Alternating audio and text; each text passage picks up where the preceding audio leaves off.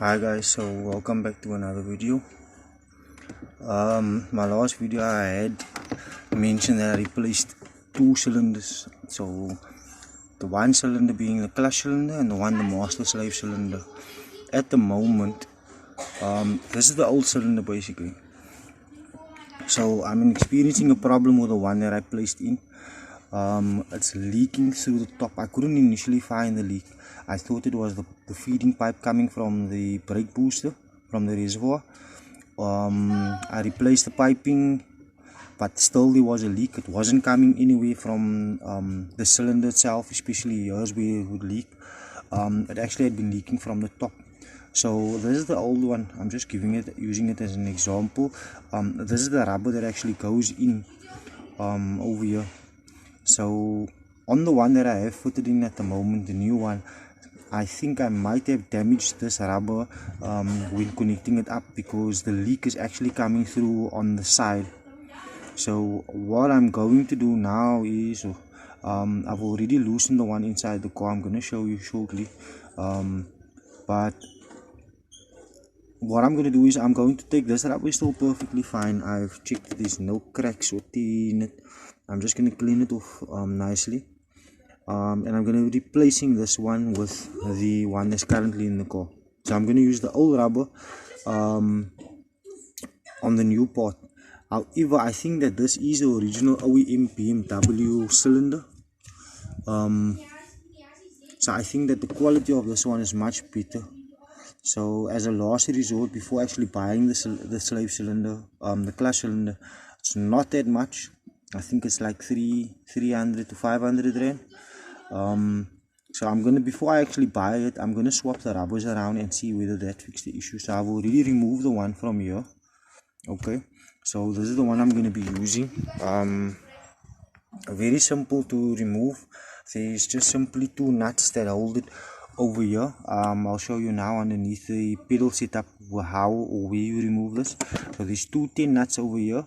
They're a little bit tricky to get into. So the piston basically, or the cylinder basically, goes in like this. The feeding line from the reservoir comes in through the top in here, and from here it obviously goes to the gearbox, to the clutch cylinder on the gearbox, and it feeds further through the line from there. So this goes through the firewall. This I would think is the hardest one to get to, because it's you kind of need to pull the shaft out through the firewall and loosen it over here. You'll see these two shavings on either side over here and here. That's for span. I think it's 14 if I'm not mistaken. So that is to loosen the entire fitting.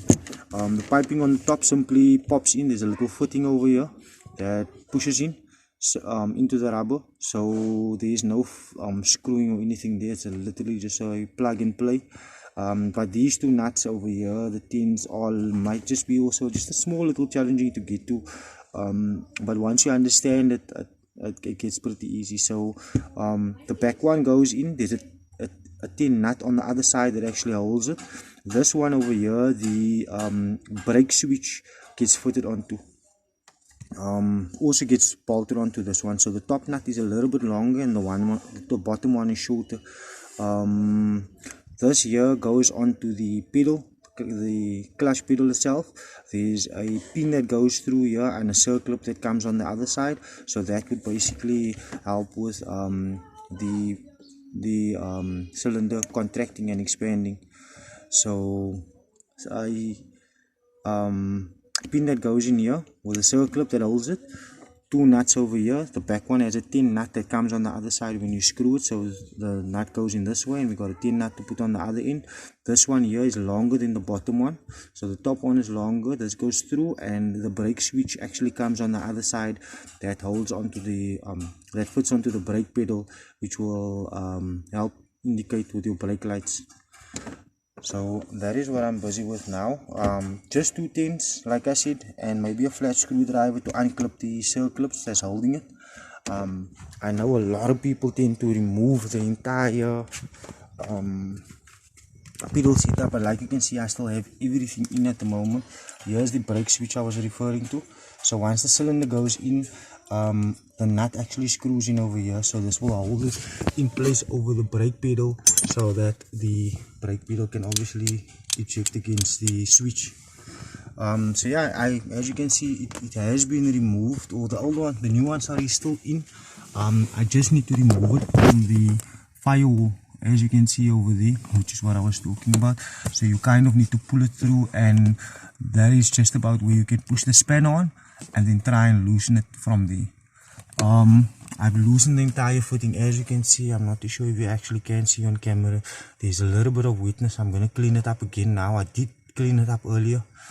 But the brake fluid is obviously not something you want lying around, because brake fluid does cause rusting. The circlip that I removed from the clutch pedal, as you can see how far the clutch pedal is being moved forward. That is just also a better place to work into getting access into the back. But yeah, as you can see, here's the old cylinder. The nuts I've removed. I want to give you guys an example of what the nuts look like. So these are the nuts over here. This is, like I mentioned earlier, there's a longer one and a shorter one. So these are the two. As you can see, one is longer. This one goes in first. This one goes in at the back. This is the second one. The nut holds that one over there, and this one goes in and holds the brake booster. This is the circlip for the clutch pedal, or the pin, and this is the circlip for the clutch pedal. So yeah, that is it. It's fairly simple. It does take a little bit of work to get to, but yeah, that is basically it. The piping I have already loosened from the reservoir, so I'm pulling that through the firewall as well, and then the rubber is basically on top. So the rubber we're wanting to change is this one over here. As you can see, the footing is still in. I just need to simply pull that out and take this rubber out over here. So that is the next job, but it's fairly easy. Like I said, the first way I start off is by removing the circlip. So the cylinder basically goes in on the back of the pedal. There's I'm not too sure if you can see it. There's a hole here on the pedal system itself. The pin goes through there into here, and we put the circlip on the other side. That will help when the pedal moves back and forth. And then there's two nuts you can loosen from the left. There's two nuts that go in. The first one goes in here. That one holds the brake pedal, or at least the brake switch comes on the other side. So the brake footing will go on like that, and the nut will come all the way through into the little hole over there. So one bolt will basically hold the cylinder in place, and it will hold the brake switch. The second one goes on at the back, and you just need to simply hold the nut. There is a room for the nut to be, I'm not sure what you call it, but almost like for the nut to be wedged, so you don't need to worry about the nut spinning when you tighten it.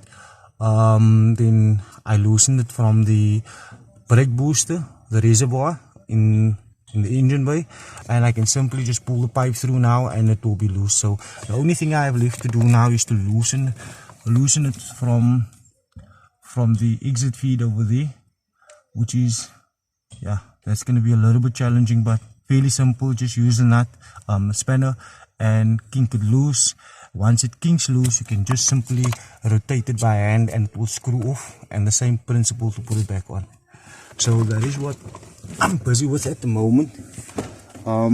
As you can see, all the guts are exposed. I removed the cover. There's two nuts. There's one over here, there's one over there. There's actually three, and there's one at the bottom that goes in, and the cover simply clips forward. You'll see the slits over here, so the pin goes in there, and you slide it forward. So the cover, you just simply pull back, and it will drop down. But yeah, that is it in a nutshell. So this isn't currently the job at the moment. Just to show you as well, in the engine bay,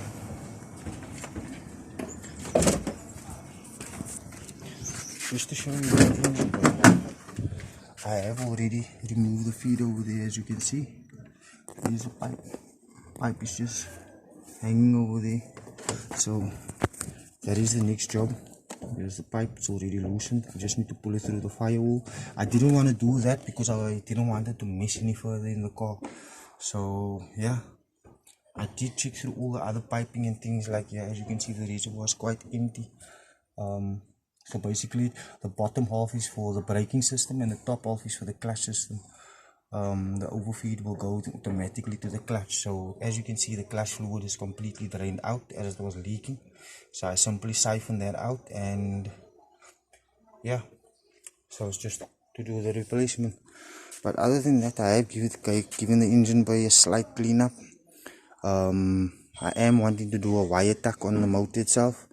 So that is the next thing I'm preparing for. So to basically remove all these wiring that's running on the inside of the engine base, is running over here, it's running over there. I want to drill a hole, feed it through the body and have it on the other side of the fender. So it's basically going to be behind the fender, have the wiring running that way through, and then just having an exit point again here. So instead of the wiring being on the inside of the engine bay, it will simply be on the outside of the engine bay. I am going to leave the window washer. People generally remove certain things. I'm going to leave my window washer in the original one. Some people tend to put the smaller one in to look neater. I want to keep the car as OEM as possible. Brake booster obviously will remain on its place, just removing the wiring setup. Aircon piping will remain here, just to tidy these wiring up over here, the wiring up over there, and then obviously allocating the fuse box. Fuse box will remain there, however I will turn it slightly, so instead of being lengthwise down, I'm going to have it I'm going to turn it basically around. Instead of having it down this way, which is currently at, I'm going to have it straight directly against the firewall and try and tuck those wiring on that end of the fender as well. But yeah, for the most part, as you can see, I think the car is, what, 27 years old. It's a 27-year-old car. But yeah, as you can see, the engine bay is thoroughly being taken care of. I need to get a new cover for my fuse box. The one I have is cracked. I still keep it in the boot for guidance, to allocate fuses, etc. So I have put that down on my notebook for a new cover over there. And yeah, that's it.